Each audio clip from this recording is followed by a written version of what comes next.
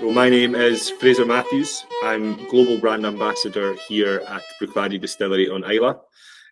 What I love about the distillery is how we've been able to create a really strong connection between what we do here on Islay with the island. So we are the biggest private employer on the island. I'm lucky to have benefited from that myself, having began at the distillery 9 years ago, having just left school and with very little idea of what my career path was going to be. Yeah, so Bruichladdich commitment to provenance began back in 2001. The distillery suffered a closure in the 1990s, and we reopened in 2001 with a completely new outlook on how we believed whisky should be made and should be sold. That was focused on concepts such as terroir, focusing on the provenance of our ingredients and where those ingredients are grown, how they are grown, or what varieties of barley we are using are having a big impact on the flavour of our whisky when it's produced. Being able to work with local farmers as well is fantastic for the whole community, I think, on Islay. Not only does it allow us to make whiskies with such a high level of provenance, I mean, we know the names of all the farmers that grow for us. We have the names of their farms on every single Islay barley bottling that we release. It was certainly a bold move to make at the time, because nobody in the industry at that point was talking about barley. It was always seen as a means to an end, a carbohydrate producer that would then allow you to convert sugar to alcohol.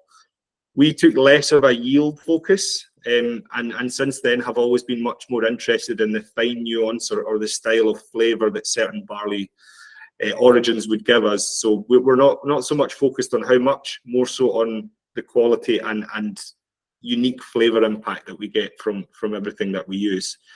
There are now 20 farmers growing barley on Islay, and it now accounts for around half of our annual overall production, which again is a point that we never really thought that we'd get to, having started with one farmer back in 2004.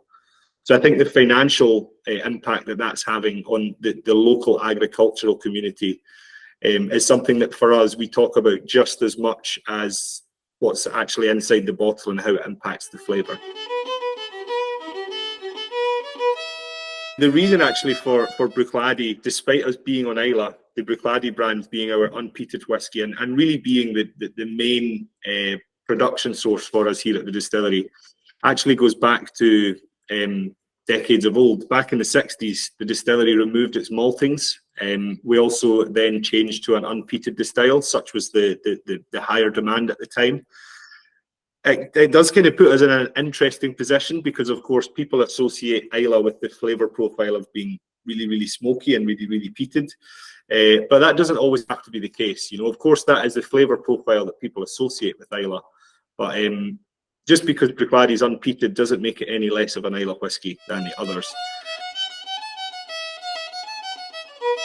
The production process for Port Charlotte and Octomore is actually largely the same as with Bruichladdich. You know, when we talk about Port Charlotte, of course it has that peated style, but I think there's still real elements of the classic Bruichladdich floral elegance and finesse that our stills and our production processes really lend themselves to anyway. When we began producing Port Charlotte, we didn't want to completely eradicate that. We ultimately wanted to make something that was a peated Bruichladdich, essentially.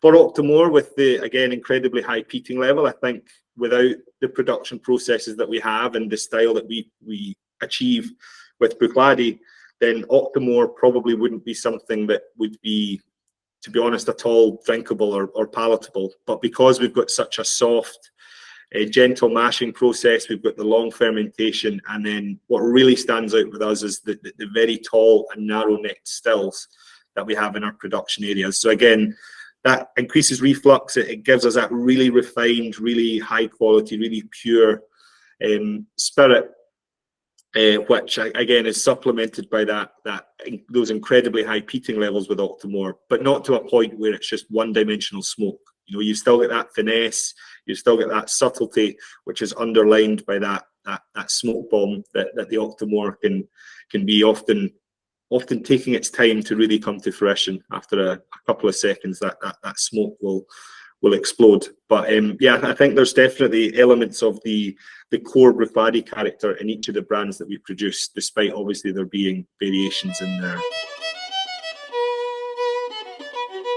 The Fèis is probably the best week in the island's calendar, to be honest. You know, chat, meet new people. I think whiskey has this real habit of bringing people together, and I think that's something really special. And it's something that I don't know if a lot of other drinks can do that. So yeah, I think the Fèis is yeah, like I say, my favourite week of the year, because again, you're meeting so many new people.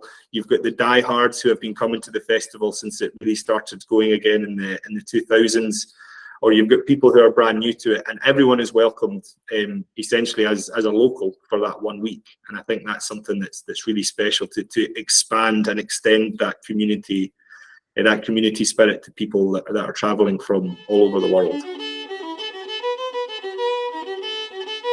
So this year, for our Bruichladdich Rock and Doll Fèis Day, we're going with the Rock and Doll theme again. And the idea with that is we want to create an almost music festival style vibe at the distillery. So we'll have all the drams, we'll have all the botanist cocktails, we'll have all the amazing stuff that we have from festivals before, but really scaling up on the music aspect of things. We've got Tide Lines will be headlining. We've got St. Phoenix who'll be making their debut.